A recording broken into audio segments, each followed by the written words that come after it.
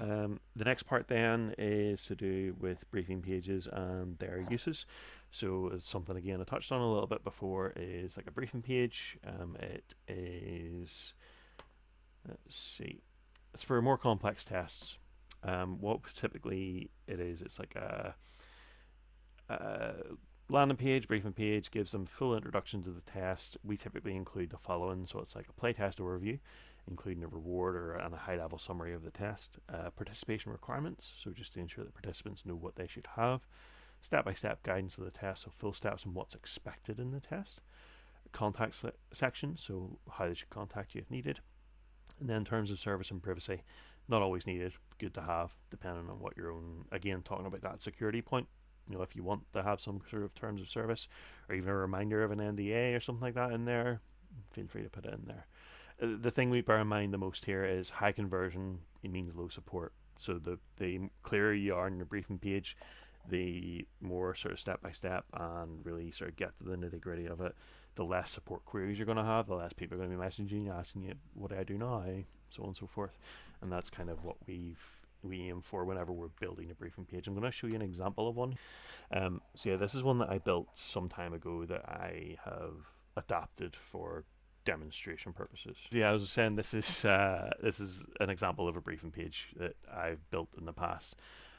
Gives an introduction to the playtest at the top.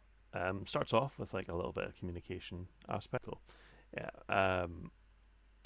Gives the overview at the top. So reward, sort of high level overview. What you need to do is this. Participation requirements, so what they need specifically, and then sort of your step-by-step guide. There's sort of like 4 main steps for this one, so there was, and then here's how to contact us, and here's your terms and service and privacy. Helps to break it down, be really clear on what you need, and provided you do so, it should run quite well. The main core of a briefing page for me is tasks can sometimes be quite complex in setup, and it's my job, and obviously with the assistance of a briefing page, is to get that test over the line. A lot of the tests that we find this on, for example, would be like things like VR tests, or something that I alluded to at the start of the meeting is that using our platform in quite a unique way, maybe that's not super designed for. Briefing pages can be really helpful if you've got some stuff that you have to do outside of our main platform, or if you just want to guide them from start to finish in a longer format test. So that particular example, that was a 10-day diary study, if memory serves. A 14-day actually. Apologies. So over the course of the test, it would really help the testers to have something to refer back to.